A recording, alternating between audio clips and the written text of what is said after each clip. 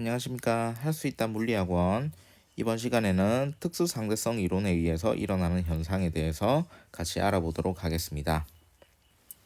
자, 먼저 동시성의 상대성이라는 개념부터 같이 보도록 하겠습니다. 자, 먼저 말뜻부터 보면요. 동시라는 것이 절대적인 게 아니고 상대적이다 라는 이야기입니다. 자, 우리가 사는 일반적으로 지구 상황에서는요, 동시라는 게 절대적으로 동시라고 생각을 합니다. 왜 그러냐면요, 지구에서 일어나는 상황은 빛의 속도에 비해서 아주 속도가 느리기 때문에 그렇습니다. 근데 빛을 대상으로 하는 관찰은 현상이 조금 달라질 수 있습니다. 자, 이런 상황을 같이 한번 봅시다. 자, 1번 상황으로서요, 우주선에서 빛을 관찰하는 거, 두 번째 상황으로 행성에서 빛을 관찰하는 것들입니다. 자, 여기에 보시면요, 이렇습니다. 우주선 가운데 광원 발생기가 있고요. 광원 발생기에서 빛이 반짝하면요, 이제 빛이 이렇게 우주선의 양 끝쪽으로 이제 이동을 할 겁니다. 그러면요, A라는 디텍터랑 B라는 디텍터가 이렇게 위치하고 있어서 이제 빛이 도달하면은 도달했습니다라고 신호를 보내주는 장치입니다. 자, 그게 동일하게 이렇게 설치가 되어 있고요. 여기서 이제 우리가 중요하게 봐야 되는 건요, 관찰자가 어디에 있는가 그거를 보셔야 됩니다. 자, 먼저 보시면요, 우주선이 만약에 V라는 속도로 이제 이동한다면요, 요 안에 있는 관찰자도 V, 디텍터도 V, 광원 발생기도 V라는 속력으로 이동할 거기 때문에 이제 우주선 안에 있는 사람이 관찰하면요, 이 우주선 안에 일어나는 모든 일들은 상대 속도가 없습니다. 0입니다. 그런 상황입니다. 자, 그런 상황에서요, 빛이 여기서 반짝을 하면요, 이렇게 빛이 이렇게 지 갈 길을 갈 겁니다. 그러면요, 디텍터에서 동일한 거리만큼 떨어져 있는 B, 그 다음에 동일한 거리만큼 떨어져 있는 A까지 동일한 시간에 도달할 겁니다. 그래서요, 우주선 안에서 빛을 관측을 하면요, 두 검출기의 빛이 동시에 도달하고요. 즉, 그 말은 두 사건 A와 B는 동시에 일어났다고 얘기를 할 수 있습니다. 자, 근데 두 번째 상황이 행성에서 빛을 관찰하는, 즉 우주선 바깥쪽에 이렇게 사람이 서가지고 관찰하는 경우를 같이 보도록 합시다. 자, 보시면요, 빛은 이렇게 반짝해갖고 자기 갈 길을 따라서 이렇게 가고 있는데요, 이번에는 디텍터가 움직입니다. 왜 그러냐면요, 요게 정지한 사람이 이렇게 있고요, 우주선은 V라는 속도로 이제 이동을 할 겁니다. 그렇게 되면요, A 디텍터는요, 이렇게 움직일 거고 B 디텍터도 마찬가지로 오른쪽으로 움직일 겁니다. 그러면요, A 상황은요, 빛이 이렇게 가고 있는데 디텍터가 점점 얘도 점점 멀어지는 그런 상황을 이렇게 볼 수가 있고요. 즉 A가 이제 A 상황이 즉 일어나기 위해서 빛이 더 많은 거리를 이렇게 이동해야 됨을 알 수 있습니다. 그럼 반대로 B는요, 디텍터가 점점 이렇게 가까이 오고 있습니다. 근데 빛은 이렇게 원래 지갈길 가고 있는데, 그러면 디텍터가 B 쪽으로 다가오기 때문에 이번에는 빛이 이동해야 될 거리가 짧아지는 경우가 생깁니다. 그래서요, 디텍터는 먼저 빛이 도달하면 도달했습니다 라고 신호를 알려주기 때문에 이제 B와 같은 상황이면요, 이동해야 될 거리가 줄어들었기 때문에 먼저 일어났다. 그 다음에 A는 이동해야 될 거리가 멀어졌기 때문에 A는 나중에 일어났다 라고 이야기합니다. 그래서요, 행성, 즉 우주선 밖에서 이제 관찰하면요, 이제 이렇습니다. 더 많은 거리를 이동해야 되는 A 사건은 나중에 일어나고 더 짧은 거리를 이동하는 B 사건은 먼저 일어났다 라고 얘기합니다. 즉 그래서 사건 B가 이 상황에서 먼저 일어나고 A가 나중에 일어났다는 겁니다. 자, 그래서요, 동일한 상황을 관찰을 했는데 관찰자의 상태에 따라서, 관찰하는 사람의 위치에 따라서 동시라는 것들이 절대적인 것이 아니고 상대적으로 바뀌었다라는 겁니다. 자, 그래서 자, 이렇습니다. 같은 우주선, 같은 광원, 같은 빛을 보고 있는데 우주선 내부 관측자와 우주선 외부 관측자가 동일한 현상을 다르게 관찰한다는 겁니다. 자, 그래서요, 아인슈타인이 이렇게 생각했습니다. 동일한 사건을 보는데 동시라는 것이 이제 상대적이라는 것은 시간이 조금 다르게 흐른다라고 생각할 수 있다라고 이렇게 고민을 한 겁니다. 그래서 우주선 내부와 외부는 뭔가 동시라는 것이 좀 문제가 생긴다. 그래서 시간이 조금 이상해지지 않는가라고 생각을 하게 됐습니다. 그래서요, 아인슈타인은 이제 특수상대성 이론을 이제 이야기하면서 동시성의 상대성으로부터 이제 이론을 같이 전개를 한 겁니다. 자, 그러면요, 이제 이런 것들을 바탕으로 해서 특수상대성 이론이 실제 어떤 현상을 만드는지에 대해서 같이 한번 보겠습니다. 자, 특수상대성 이론을 보기 위해서는 이제 두 가지 가정을 이제 복습을 하셔야 됩니다. 첫 번째는 상대성 원리가 있죠. 관성 좌표계에서는 동일한 물리 법칙으로 동일한 현상을 설명할 수 있다. 그 다음에 광속 불변. 그래서 진공에서 빛을 관측하면은 항상 C로서 측정이 된다. 이 두 가지 원리 이제 가정에 대해서 잘 알고 있어야 됩니다. 자, 그러면 먼저 시간 팽창에 대해서 먼저 보도록 하겠습니다. 자, 지금 두 가지 상황이 있습니다. 가는 우주선 안에서 관측을 하는 거고요. 나는 우주선 밖에서 이렇게 관측을 하는 겁니다. 자, 근데요, 우주선에는 뭐가 설치가 되어 있냐면요, 빛 시계가 설치가 되어 있습니다. 자, 이 빛 시계는 어떻게 되냐면요, 여기 우주선 바닥에서 이렇게 빛을 쏴서요, 우주선 천장에 달려있는 거울에 반사돼 가지고 원래 위치로 돌아가면은 이거를 1초입니다 라고 알려주는 시계를 빛 시계라고 합니다. 자, 그러면요, 상황이 이제 두 가지가 있습니다. 우주선 내부에 있는 관찰자와 우주선 외부에 있는 관찰자가 이제 동일한 빛 시계를 관측을 할 겁니다. 자, 근데요, 보면은 요 먼저 가 상황부터 보겠습니다. 가 상황에서는 어떻게 되어 있냐면요, 빛 시계가 이렇게 설치가 되어 있는데 우주선도 V의 속도로, 그 다음에 관측자도 V의 속도로, 빛 시계도 V의 속도로 가기 때문에 뭐 서로 간에 상대 속도가 없습니다. 그래서 얘네들은 항상 정지해 있다라고 관측이 되겠죠. 그래서 빛 시계를 이제 우주선 내부에 있는 관찰자가 보면요, 위로 갔다가 그 자리에서 반사가 돼서 아래로 돌아오는 요런 위로 갔다가 아래로 갔다가 이런 경로로 빛이 움직이게 될 겁니다. 근데 반대로요, 이제 외부에 있는 관측자가 보면요, 빛 시계는 이렇게 위로 아래로 이렇게 움직일 건데요, 하필이면 우주선이 이렇게 V라는 속도로 움직일 겁니다. 그렇게 되면요, 빛의 경로가 이 위로 갔다가 바로 아래로 가는 게 아니고요, 이런 식으로 비스듬하게 이런 식으로 갈 겁니다.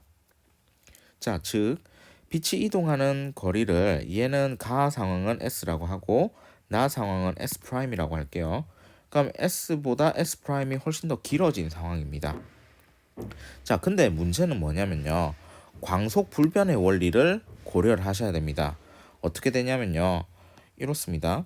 항상 빛의 속도는요, C로서 같습니다. 근데요, 속도의 정의는 이동거리분의 시간인데 지금 가 상황에서는 어떻습니까? 이동거리가 작아요. 그러니까 시간의 비율이, 시간도 이 비율 자체가 C로서 일정하게 맞추기 위해서 이렇게 T가 작아지는 겁니다. 근데 나 상황에서는요, S가 이만큼 커졌습니다. 근데 어쨌든 간에요, 얘네들의 비율은 C로서 일정해야 되니까 T가 이만큼 커진 겁니다. 즉 T가 이만큼 커졌다는 건요, 시간이 느리게 간다라는 소리입니다. 자, 그래서 시간이 어떻게 됐냐, 보통 이제 가에서 관측한 사람이요, 1초, 2초, 3초 이렇게 관측하면요, 나에서 요 빛시계를 관측하면요, 1초, 2초 이런 식으로 시간이 느리게, 즉 시간이 팽창했다라는 겁니다. 자, 그래서 이렇습니다. 관측자의 상태에 따라서 시간이 일정하지 않다라는 겁니다. 그렇게 되는 이유가 뭐냐면요, 항상 광속 불변의 원리를 만족해야 되기 때문에 그렇습니다. 그렇기 때문에요, 빛의 이동 경로가 늘어나면요, 얘네들의 비율을 맞춰야 되기 때문에 시간도 이렇게 커지는 건데, 시간이 커진다라는 것은 시간이 팽창했다라는 거고 시간이 느리게 간다라는 겁니다. 그래서 아인슈타인은 특수상대성 이론에 의해 가지고 이렇게 우주선이 빠른 빛의 속도에 거의 가깝게 이렇게 움직이면은 시간이 팽창을 해서 시간이 느리게 간다라는 사실을 이야기를 합니다. 자, 그리고요. 여기서 중요하게 생각해야 될 게 이런 것들이 있습니다. 그러면요. 기준이 되는 시간은 뭐냐라는 겁니다. 그러면 이렇습니다. 관측자가 이렇게 이제 상대적인 운동이 없을 때, 자, 시계랑 관측자랑 상대 속도가 없을 때, 그래서 이 우주선에 타고 있는 사람이 자기 시계를 봤을 때 이 시간은 1초라고 그냥 자기는 느끼겠죠. 이런 시간을 보고 뭐라고 하냐면 고유 시간이라고 할 겁니다. 자, 근데요.